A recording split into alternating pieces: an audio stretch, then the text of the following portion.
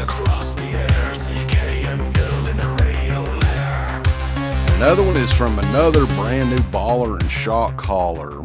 It's our buddy over at Tape Rot Video, who, has been helping us with the VHS right here of Halloween Horror-thon, DEADPIT Radio's Halloween Horror-thon 2008. And the interesting thing is this movie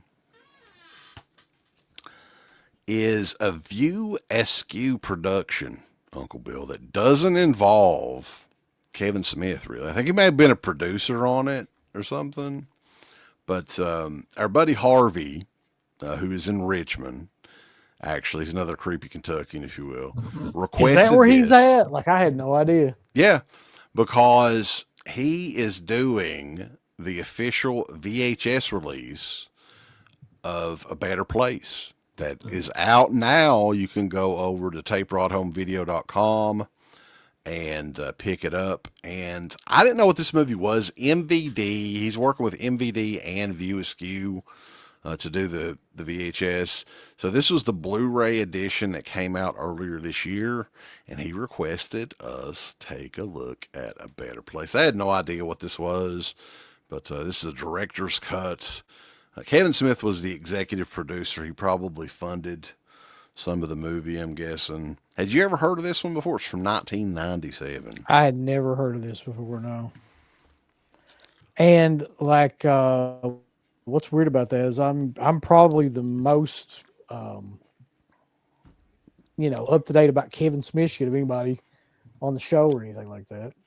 But yeah, so this was around 97 was what? Chasing Amy is what he was doing in 97? Yeah. So yeah, this is before like he was like, Clerks was like a big popular one, and then Mallrats and Chasing Amy. And those. So he was like known, but he wasn't super well known yet, I guess. So he's still doing more along the lines of like, smaller budget independent films. And that's what this is. I mean, this was like a $50,000 budget. It's a pretty big budget for back then, I guess. But this is like a real movie, man. I mean, this isn't like, a lot of independent films where you can tell it was just made by, a bunch of buddies getting together or whatever. So they had some real actors in this. I think Jason Lee is in this briefly, like a very young Jason Lee. And there were a couple of other View Askew people that were sprinkled throughout this movie, but Vincent Pereira is the director of this. This is the only movie this guy ever did. Really? Oddly enough. Yeah. Still to this day. The only movie he ever did. The movie follows Barrett, who moves to, with his mom to a new town after the accidental death of his father. And he has kind of a bad first day at the new school. He does meet up with an unlikely friend by the name of Ryan, who's also kind of a social, outcast, antisocial type with a dark past himself. And those two kind of bond together and become close friends. But I think Barrett kind of realizes that there's something more going on with him, right? And he slowly makes friends with other people, and Ryan kind of doesn't like that, kind of spirals out of control towards the middle to the end of the movie. And it's just kind of like a drama. Well, I don't know how you would label this actually, like a coming of age drama sort of hybrid. Yeah, it's very cheaply made. I don't want to say cheaply made because that sounds bad, but like it's not exactly how I mean it. You can just tell that there's some limitations like of the budget and everything. But for 1997, that's not an unheard of kind of thing. There was a lot of films that did this. I'm not sure what exactly you would classify this movie as either. And that may be the problem with it, why it didn't become more of a... It should have maybe been like maybe I'm sure studios didn't know what to do with it, how to market it. Like, it's essentially a movie about teen violence and Gun angst and violence. gun violence and things. So it's probably really hard to market this movie. And this was 97, so I can imagine, yeah, shortly after this was Columbine. So whenever they were trying to promote this movie, it was still fairly new out there. Like, yeah, I'm sure a lot of studios didn't want to touch this because, yeah, especially towards the end, there's some gun violence stuff, and that was like a big no-no in the late '90s after Columbine. So that You may think have that's hurt it as kind of well. like, because the basis of the film is this guy's mindset kind of getting more and more out there and more kind of like um violent and more geared towards like a radicalized mindset. And maybe this just wasn't the movie for that time period. With those kind of like themes, I just wonder if that's not what kind of helped to bury the movie at that time. Possibly. Because nobody really wanted to see shit like this around the time of Columbine, man. Like, that was an unheard of thing at that Yeah, and time. it's kind of weird too, because like I'm sure there were gun like violence in schools then, but it was like very few and far between. Right. And Columbine was such a huge thing that brought like the whole country knew about it, you know.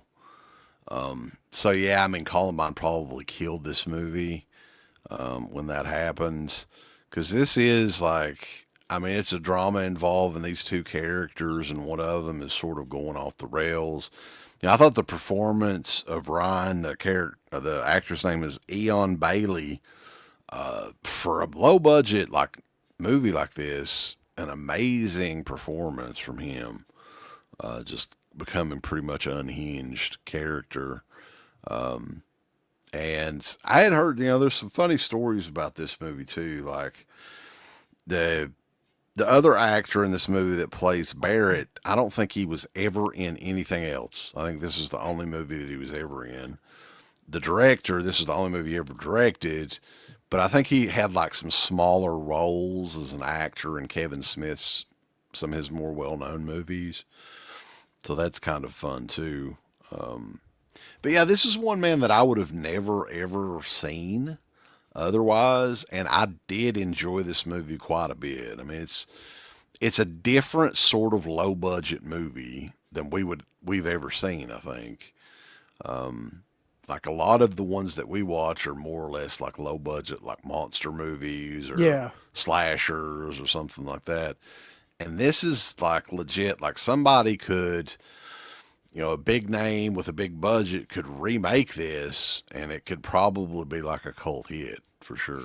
Yeah. Well, I mean, like I said, the budget is probably the hardest part about this, but it does capture like a real sense of high school and the way that was kind of just people just had a lot of misguided anger and aggression, and there was a lot of loners and things like that around that time period because there was just a weird time.